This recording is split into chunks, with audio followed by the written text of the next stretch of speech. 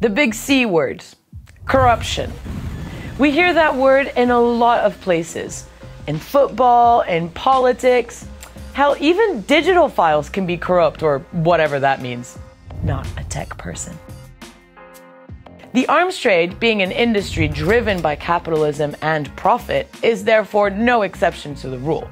Trust and believe when we say the arms trade is corrupt AF. But this is what's really interesting.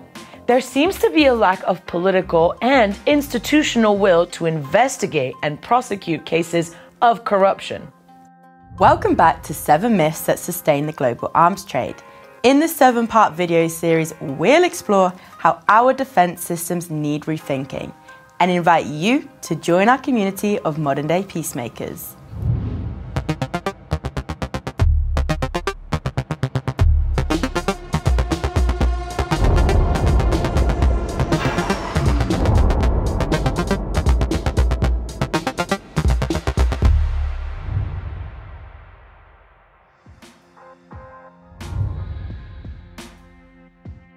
Transparency International defines corruption as the abuse of entrusted powers for private gain.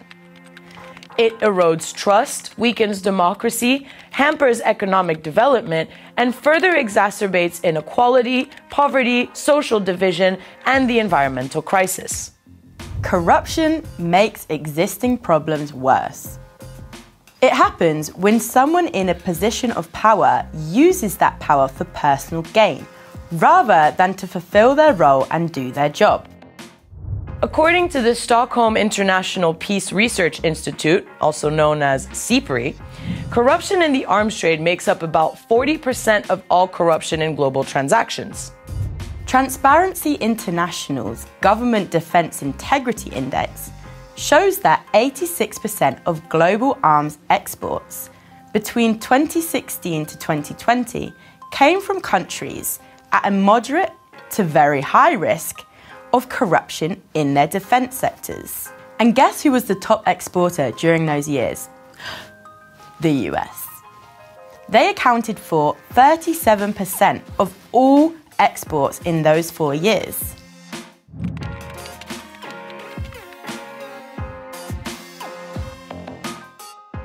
The corruption is so blatant and international, it doesn't just hit the US. In 2010 and 2011, BAE Systems was investigated by the serious fraud offices here in the UK for bribery. To make a long story short, BAE Systems was using a company called Red Diamond Trading to shift around a bunch of money to make their business dealings look as legal as possible. But they got caught. BAE ended up coughing up to $400 million worth of fines to the US Department of Justice so they could plead guilty to less serious charges.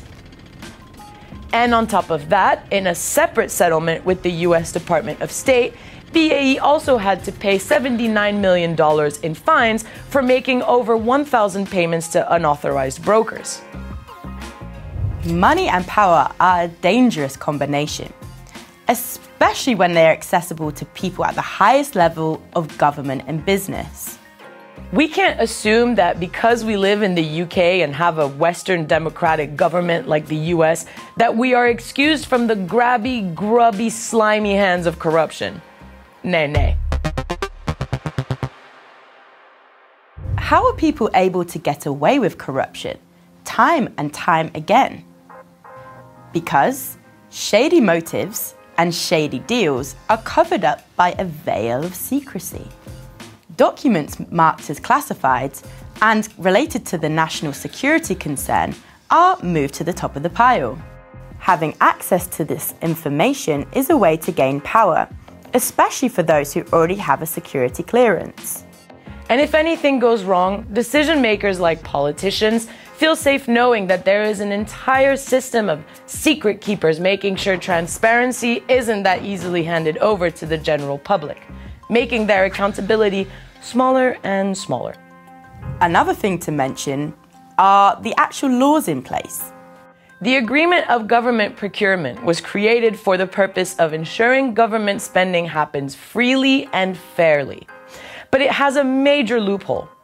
all industries are regulated under this except for purchases deemed as security or defense related. Because, you know, secrecy and all that jazz. It's a little too convenient, isn't it?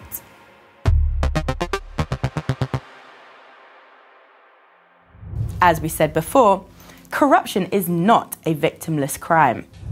The number of soldiers that have died, British soldiers in Iraq, and the countless number of Iraqi civilians that have died. Have you ever had a moment of a night where you might have shed a tear and said, this is horrific? And large-scale corruption contaminates everything underneath it. Let's discuss an example. In 1999, in the middle of the HIV crisis, the South African government thought it was a perfect time to revamp their defense systems. December of that year rolled around, and the government signed contracts with European countries for the procurement of corvettes, not the car, but a small warship, submarines, trainer and fighter aircrafts, and helicopters worth around 30 billion rand, which is roughly 3 billion pounds. Now, one of the good things, that South African President Jacob Zuma said about these deals was the offset agreements that came with them. The purpose and use of these products was extremely sus. Given the current health crisis, you'd think this amount of money would be spent to help people. Had the money been spent on HIV and AIDS treatments in 1999, they could have fully funded the treatment of every HIV-infected person for 12 years. Had it been spent on housing, 2 million houses could have been built. 2 people were even arrested for fraud and corruption relating to this arms deal. 1, that corruption happens everywhere and is not specific to countries in the global south. 2, corruption can exist at multiple levels, from cash to hand, petty corruption, and corruption on an institutional level. And 3, corruption is not a victimless crime. Mismanaging funds is one thing, but deliberately shifting funds for personal gain, when you know very well that these funds could seriously help people, is criminal.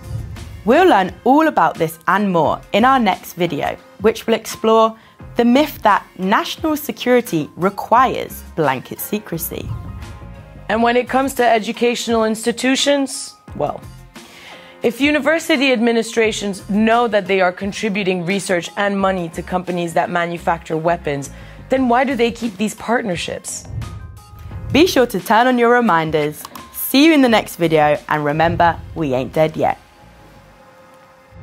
And you know, what is extraordinary about people like you, Jen, is that you went through the education system, but you came out of it with your brain still intact, able to think critically. What we need to be campaigning for, which is of course what demilitarized education does on a daily basis, is for people in schools and in universities, 1, to be taught about peace, and 2, for those institutions to actually become agents of peace.